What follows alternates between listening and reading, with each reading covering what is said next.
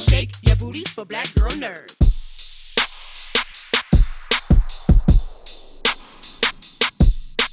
Thank you, Robbie, for your time. I appreciate it. Oh, my pleasure. Nice to meet you. Thank you very much. Raccoon is Raccoon City, where all of you spend your time during the course in various parts of your life.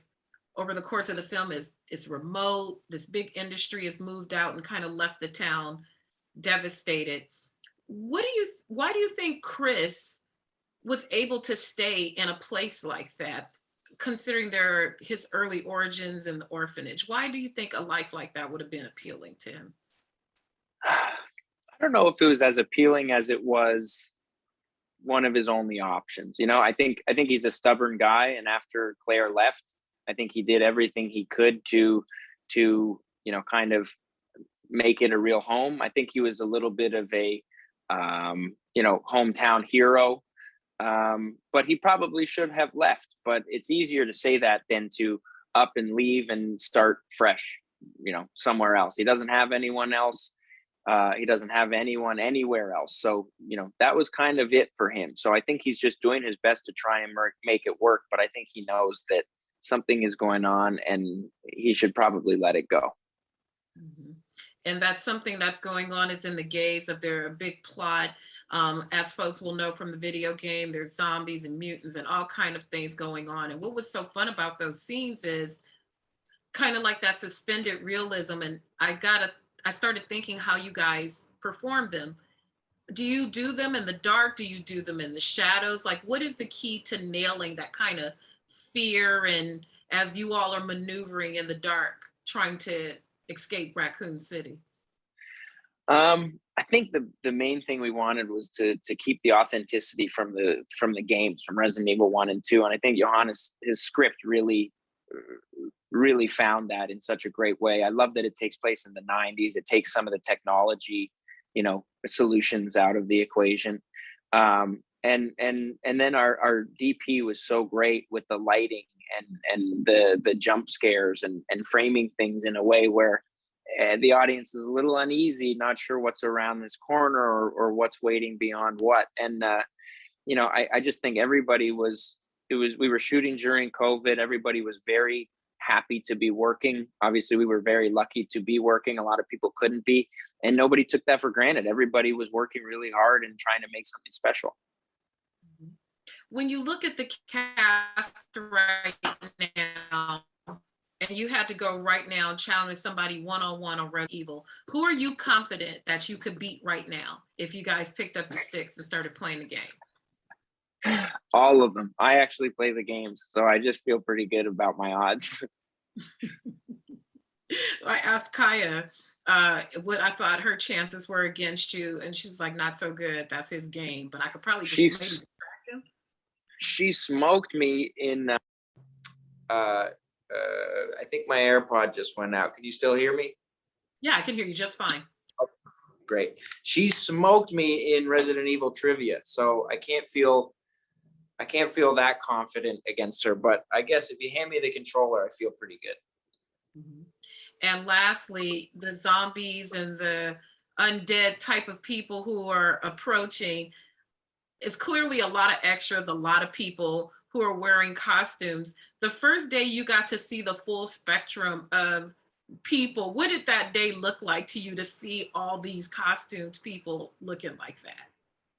It's funny because they all show up before me because the hair makeup process on zombies is a lot longer. So you walk into the hair makeup trailer and it's just like a row of 4 people getting like just laying back, trying not to fall asleep, like getting a bunch of prosthetics put on their face and a bunch of fake blood and everything. And it's miserable, but at the end of the day, it looks great. And it's super important for the movie. Mm-hmm. It looks awesome. Well, I thank you, sir, for your time. This was a lot of fun, and I appreciate you talking to me. Thank you. It's great. Thank you, Kaya, for your time. I am a mother of a Kaya, so whenever I see your name, it makes me very happy. Oh, I'm so glad. That makes me happy too. That's awesome. When we first meet Claire in Resident Evil, Claire and her brother Chris, they're in an orphanage, and we're kind of setting the the table of what's going to come in their lives. What do you think those early times in the orphanage prepared her for? How did those times prepare her for the imminent danger, I guess you could say, that's going to come later in the film? Yeah, I mean, it's kind of what I really love about Claire is that she's clearly been through a lot as a child and she's quite traumatized, but she's used it in order to become a survivor. You know, we kind of, our introduction into her is this one night in this very clearly quite awful place. And we get to witness this horrific thing that she's discovered. And then we cut away from that and we realize that she's, you know, she's left, she turned back, she's left her home city and she's gone away and she's been on the road for a long time. But she has come across some information, which means that she has to come home. She has to face this town and everything that means to her and her trauma. But like you say, I think that's really what motivates her throughout the movie and what makes it possible for her without the training that the other guys have. You know, they're all police officers, and so they're very smooth, they know what they're doing, and she doesn't have any of that. She's relying purely on instinct and grit, and that definitely all comes from that early childhood in this kind of awful place. Right. She has a different level of bravery, I guess you could say, from that fight or flight type of thing that was instilled from her when she was young. And so I like that very much about how she maneuvered through the town, unlike the cops. Some of the most frightening elements of the film involve, you know, darkness and shadows, and you don't know what's coming. As a performer, what is the key to those type of scenes? Is there a trick that you like to use? Is it all about a dark set? Like, how do you execute to really invoke that fear in us? Yeah, I mean, it's what I find really interesting about shooting horror movies is that there is a real art to filmmaking for tension. And it's something that you only kind of get from a really good director who understands horror, who understands timing and atmosphere. And it was something I had no real experience of. And so I kind of asked a lot of questions about that. It's something that I found really cool. And you're right, the light and dark and shadow has a lot to do with it. It's also a very immersive set because we were shooting all night shoots. So we hadn't seen daylight for 3 months. It was during the pandemic. We weren't socializing as normal. We weren't going out. We were all apart from our families because they couldn't travel. So we were all at quite a heightened state of anxiety anyway. So it was quite easy to translate that onto camera. It was easy to sort of lose yourself in the make-believe world around us because it felt quite real at the time, actually. We also had practical zombies almost. We had, you know, real stunt guys that had been through makeup for 6 hours, that were dressed like the zombies that we could really truly react to, and they trained on how they were going to sound, and they would make these awful gargling noises like they were choking on their own tongues, and that was just terrifying. It was just scary. So it was quite easy to tap into that. It was definitely the creepiest shoot of my life. I can imagine. I'm just imagining what that set looked like with all these zombies and things.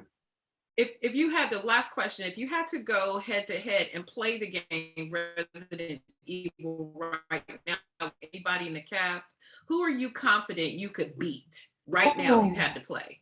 That's a very good question. I wouldn't beat Robbie. He is an actual full-blown gamer. So I'm not going anywhere near him. Probably Avan, because I could distract him, because we've developed quite a brother-sister relationship. So I could probably just annoy him into submission, which is my tactic with most people. But yeah, so I pick Avan. That's awesome. Well, thank you, Kaya, for your time. And I had a great time watching this. Thank you again. And my love to you, Kaya. Thank you, and love back to you. Thank you. Thank you guys for your time. This was really fun. And I like these sort of like dystopian remote town.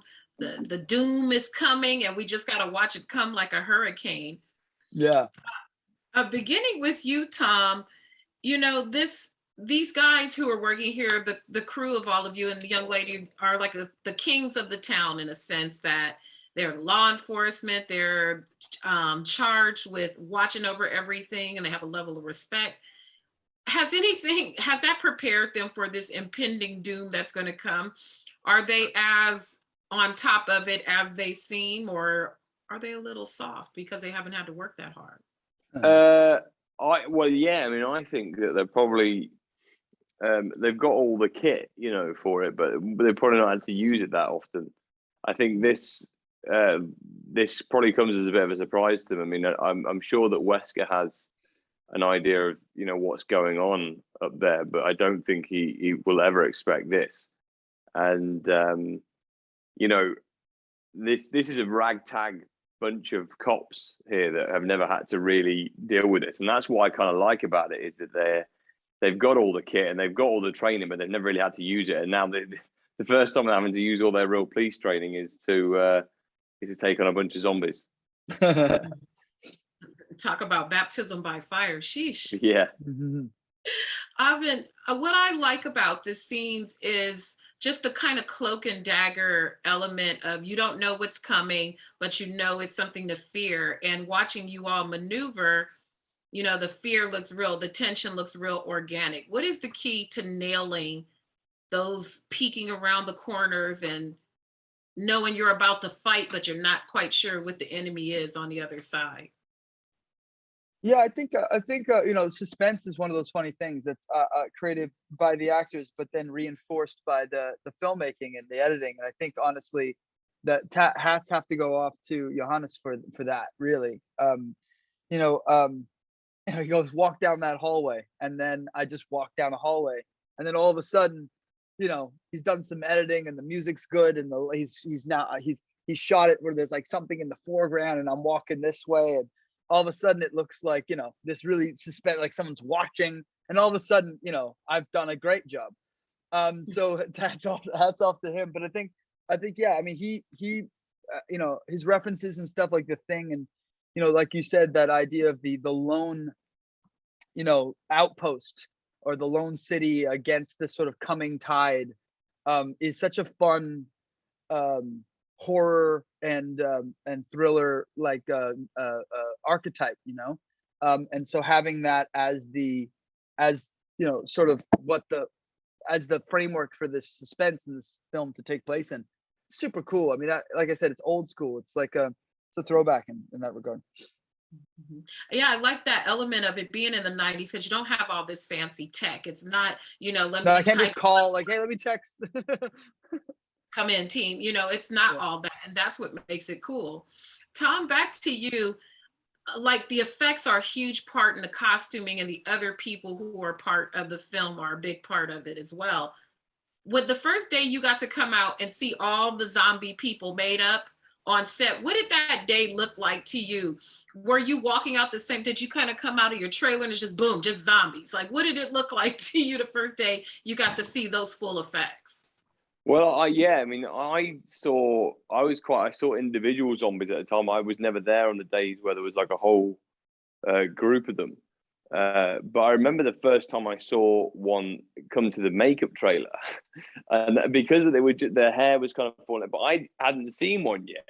So one came to the makeup trailer, and it was kind of minimal, what he had done, but there was obviously something wrong. But I didn't put two and two together. Oh, that's so there was funny. This guy who walked onto the trailer who was clearly not well. And during a pandemic. During a pandemic. And I turned around to the makeup artist and I was like, was he okay? And she was like, yeah, he was in makeup. And I was like, oh, he's a zombie. That's what they look like.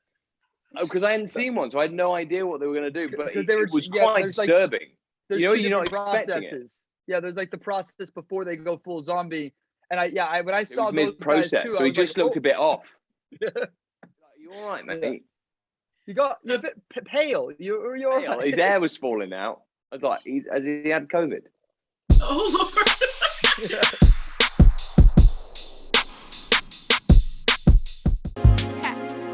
Better shake your booties for black girl nerves.